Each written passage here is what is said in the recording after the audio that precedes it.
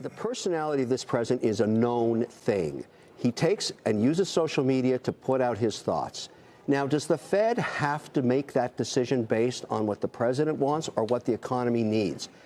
We do not need another cut. How can you cut when you just looked at Target, when you just looked at Lowe's, when you see what's going on in retail and how strong the consumer is? There's no need to cut.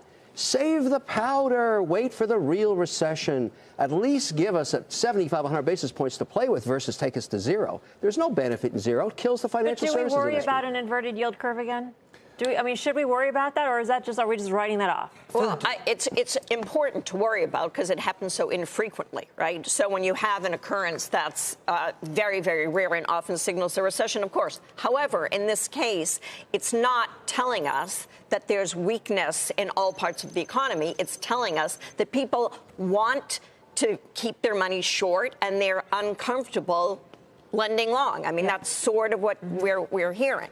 And I don't think we should read more into it than that for now. I think the messaging is very important. We said that last week. The messaging and the reaction from the market is correlated at a very high level. Yes. I think the messaging has been wrong. And I think the messaging of continuing to beat up Jay Powell is not what the market wants to hear. The market wants to hear, although it's entertaining, you have to admit, whether it's reality or not, the market wants to hear, oh, let's potentially have a payroll tax cut. The reality of that, it doesn't get through Congress. I get that. The market wants to hear that. The market wants to hear a different messaging than going after Jay Powell. It wants to hear about fiscal policy initiatives. It wants to hear about a potential infrastructure plan once again. Let's hear that once again.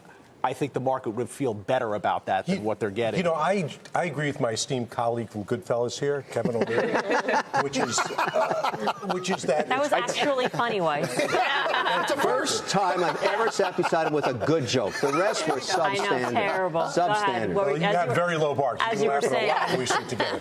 But it's good entertainment. But I think the worst thing, and I say it somewhat facetiously, the worst thing would be for Powell to go on a 100 basis point rate cut, because then Trump has no cover from a faltering economy owing to tariffs. So he doesn't have somebody to blame, a scapegoat. Right. And that's clearly what it is. Kathy. And I would say, too, it's really about clarity. It's about vision. It's like what's coming. And when we don't have clarity, when that uncertainty is there, that just makes everybody nervous. And that's where we see the the back and the forth. Do you mean the clarity from the Fed? Because I feel like we've got clarity from the Fed. It's just that nobody likes what the clarity is right now, and they want the clarity to be different.